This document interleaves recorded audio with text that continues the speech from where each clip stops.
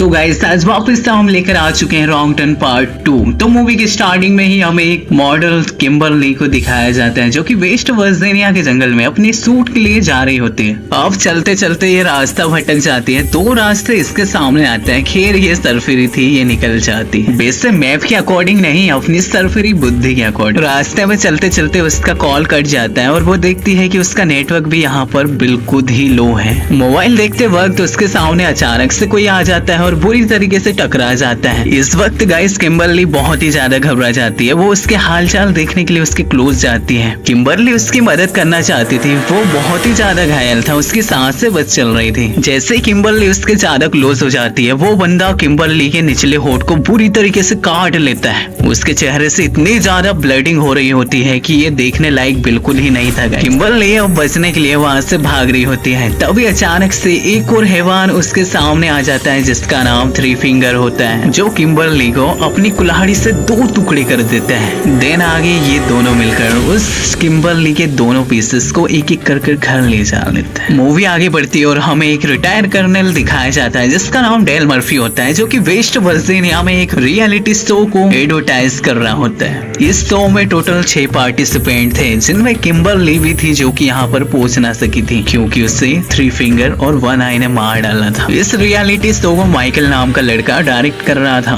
समय बीत रहा था जिस वजह से सभी पार्टिसिपेंट तैयार हो चुके थे और किम्बरली यहाँ पर उपस्थित नहीं थे, इसलिए डायरेक्टर फैसला करता है कि वो शो की सेकंड प्रोड्यूसर मायरा को ही शो का पार्टिसिपेंट बनाने वाला है। इस बात पर मायरा भी एग्री थी। वो पूरे जंगल में कैमरास फिट कर देते हैं जिससे वो सभी पार्टिसिपेंट्स पर नजर रख सके। और ये तो कुछ भी नहीं, ये तो पार्टिसिपेंट्स के ऊपर भी कैमरास फिट कर देते हैं और साथ ही शूटिंग्स भी स्टार्ट कर देते हैं। डेल उन सभी को एक अजीबोगरीब टाइप का टास्क भी देता है जिसके अकॉर्डिंग उन सभी को जंगल में जाकर खाना भी ढूंढना होता है। अब वह सभी पार्टिसिपेंट्स को अलग अलग टीम में डिवाइड कर देते हैं और इसके बाद उनका रियलिटी शो स्टार्ट भी हो जाता है। अब जंगल में लगे हुए कैमरा में कुछ ऐसा डिस्टर्बिंग कैप्चर हो जाता है जो कि काफी डेंजर होता है गाइस। थ्री फिंगर एक मेंबर को बुरी तरीके से चाकू से काट डालता है। वहीं दूसरी ओर डेल अपने मॉन्स्टर ट्रक से उस मेंबर के पास जाने के लिए तैयार था, लेकिन उसके मॉन्स्टर ट्रक पर भी बुरी तरीके से तीर के हमले हुए जा रहे। मॉन्स्टर ट्रक भी इसी चीज से पंचर हो चुका था। वहीं दूसरी ओर एक कुल्हाड़ी बहुत ही तेजी से डेल की ओर आती है जो पेड़ में खप जाती है, जिसे थ्री फिंगर ने फेंका होता है।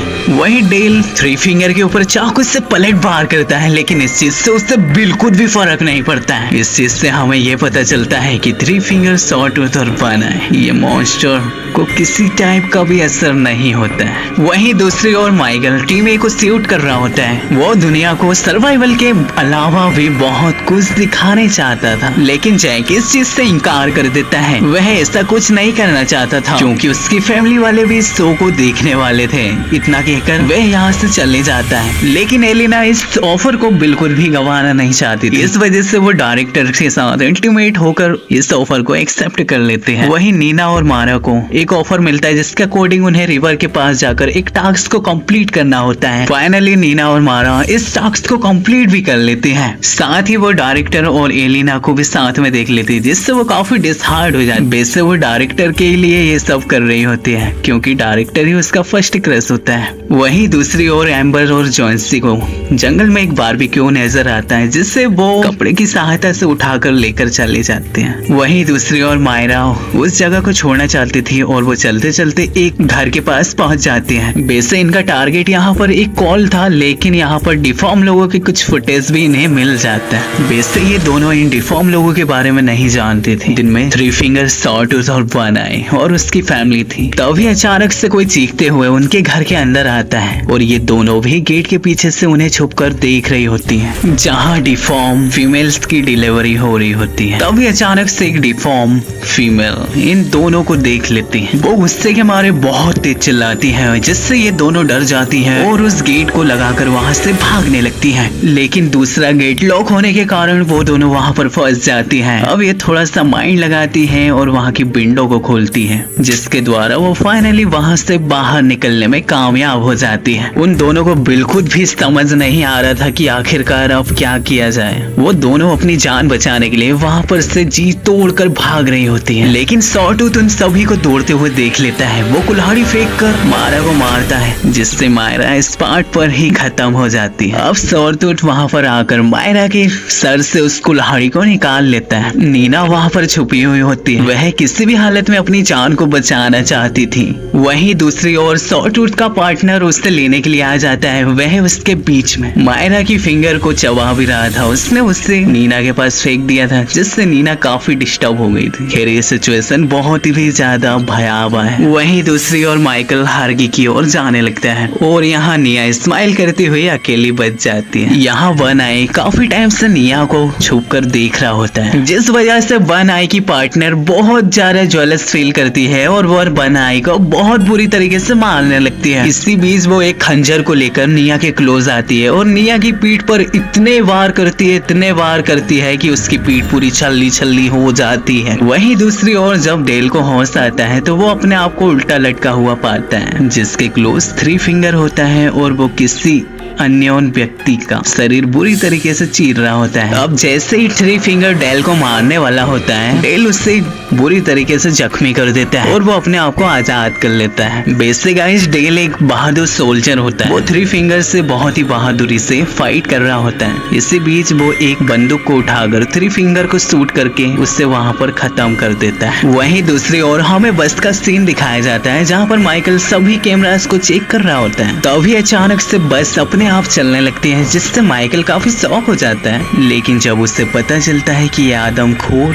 इस बस को चला रहे हैं, जिससे वो काफी शॉक तो हो ही जाता है। फाइनली उससे भी ये आदमखोर मार डालता है। वहीं दूसरी ओर जैक एम्बर और जॉइंसी को भी नीना आकर बुरी तरीके से डरा देती है। वो हो रहे यहाँ के सभी कारनामे उनके सामने शो ऑफ कर देती है, लेकिन जॉइंसी अभी भी नीना की बात को मजाक में ले रहा होता है। तभी अचानक एम्बर की नजर उस बारबेक्यू पर पड़ती होती है, जिससे वो काफी टाइम से मजे से खा रहे होते हैं। उस मास्क के ऊपर कैम्बरली का टैटू बना हुआ होता है, जिससे वो समझ जाते हैं कि उन्होंने किसी जानवर का नहीं बल्कि इंसान का मांस खाया है। अब वह सभी बस की ओर बचने के लिए आ रहे होते हैं, लेकिन बस वहाँ पर अवेलेबल ही नहीं होती है। वहीं दूसरी ओर डेल को एक घर मिलता है, जिसमें मिनार्ड होता है। गाइस मिनार्ड वही कैरेक्टर होता है जो कि फर्स्ट पार्ट में मेप वाले हाउस में अवेलेबल होता है। डेल यहाँ पर अपने जख्मों पर टाँके लगा रहा होता है। अब बातों ही बातों में डेल 3 फिंगर की मौत के बारे में मिनार्ड को बताता है, तो मिनार्ड डेल के ऊपर बहुत ही ज्यादा गुस्सा होता है और उसके साथ हाथापाई करने लगता है और डेल को ये भी बताता है कि 3 फिंगर उसका बेटा है। अब डेल मिनार्ड को मारने के लिए एक डायनामिक उठाता है, उससे जलाकर वह मिनार्ड के कपड़ों में लगा देता है और वो वहां से बाहर हो जाता है, जिससे मिनार्ड की भयानक मौत हो जाती है। इसके बाद डेल डिफॉर्म लोगों से लड़ने के लिए तैयारी करता है। वह वहाँ पर उपस्थित सभी वेपन्स को उठाकर अपने पास वॉर के लिए रख लेता है। वहीं दूसरी ओर किसी के चीखने की इन चारों को आवाज आती है। ये देखने के लिए वहाँ पर जाते हैं जहाँ वन आई और उसका पार्टनर होता है। जहाँ नीना डर के मारे अब वहाँ से भाग जाती है और ये तीनों कैरेक्टर वन आई और उसके पार्टनर से बेहतरीन मुकाबला करते हैं। ये दोनों पक्ष एक दूसरे को काफी मारते हैं और फाइनली वहाँ पर से भाग ही जाते हैं। वहीं दूसरी ओर नीना एक गड्ढे के अंदर फंस जाती है। नीना वैसे एक सेल्फिश लड़की होती है, लेकिन फिर भी जैक उससे बचाने का फैसला करता है। वो एम्बर और जॉइंसी को सेफली मील की ओर जाने के लिए कहता है। वो नीना की चीखें सुनते हुए नीना की हेल्प के लिए उसके क्लोज भागने लगता है और वो फाइनली उससे बचा भी लेता है। लेकिन जल्द ही उनके पास एक और मुसीबत आ गई थी, जिससे बचने के लिए वो दोनों वहाँ पर से भागने लगे थे। भागते भागते वह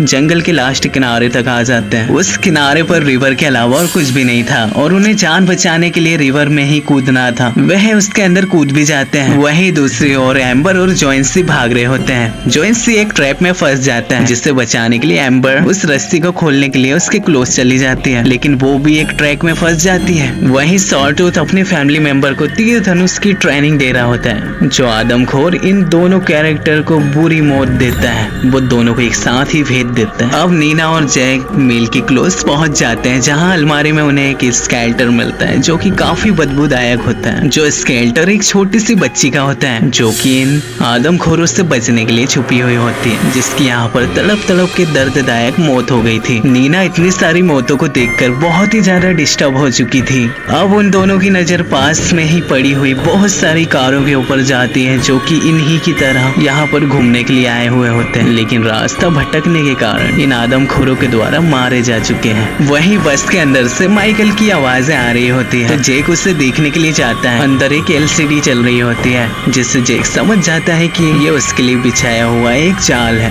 अब वह दोनों आदमखोर इन दोनों को भी पकड़ लेते हैं और बुरी तरीके से बांध देते हैं। जब नीना को होश आता है तो उसके हाथ बुरी तरीके से जंजीरों से बंधे हुए होते हैं और वो एक डाइनिंग टेबल पर बंधी होती है। वहीं जैक को भी एक रस्सी से बांधा गया था। अब हमें यहाँ यह पता चलता है कि ये फैक्ट्री ही उन आदमखोर का मेन ठिकाना होता है, जहाँ पर बचे हुए वेस्ट को वो ग्लाइडर में कीमा बना देते हैं। अब डेल भी इस फैक्ट्री में आ गया होता है, जो कि फुल तैयारी में इन आदमखोरों से लड़ाई करने के लिए आया था। डेल के कदमों की आवाज से ये सभी सतर्क हो चुके थे। अब डेल दो आदमखोर को अपने डायनामिक्स से बुरी तरीके से चिथड़ा कर देता है। वहीं दूसरी ओर नीना यहाँ पर फंसी हुई होती है, जिसे डेल आजाद कर देता है। इसके बाद वो जैक को भी खोल देता है। तभी हम देखते हैं कि ये दो आदमखोर वहाँ पर आ जाते हैं, जो कि अपने दो पार्टनर्स को खोने के बाद और भी ज्यादा खूंखार हो गए थे। अब ये आदमखोर डेल के ऊपर कई तीरों से वार करता है, लेकिन वो काफी स्ट्रॉन्ग था। वहीं उसका पार्टनर कटीली तारों से डेल के ऊपर हमला करते हैं, जिससे उसकी गर्दन बुरी तरीके से कट जाती है और डेल वहीं इस पार्ट पर ही खत्म हो जाता है। वहीं हम नीना को देखते हैं, जो कि फैक्ट्री से बाहर आ गई थी, लेकिन डेल गलती से वहीं ग्लाइडर वाले रूम में चले जाता है, जहाँ वह दोनों आदमखोर होते हैं। अब वह दोनों आदमखोर जैक को ग्लाइडर में पीसने की कोशिश कर रहे होते हैं। जैक को बचाने के लिए नीना एक आदमखोर के गर्दन में बहुत बुरी तरीके से काटती है, जिससे उसका मांस ही निकल जाता है। इसके दौरान नीना और जैक उन आदमखोरों को ग्लाइडर में भी फंसा देते हैं, लेकिन फिर भी वह बच जाता है। लेकिन दूसरी बार में लकड़ी की मदद से वो दोनों उन आदमखोरों को ग्लाइडर में पीसी डालते हैं, जिससे फाइनली ये दोनों बच जाते हैं। लेकिन गाइस, मूवी के लास्ट में एक ट्विस्ट होता है, जहाँ पर थ्री फिंगर हमें जिंदा दिखाया जाता है। वह उस डिफॉर्म बच्चे का पालन कर रहा होता है। खैर, इसी के साथ इस मूवी का एंडिंग हो जाता है। तो आपको कैसा लगा ये एक्सप्लेनेशन, प्लीज मुझे कमेंट सेक्शन में जरूर से बताइएगा। मिलते हैं किसी नेक्स्ट वीडियो पर। धन्यवाद।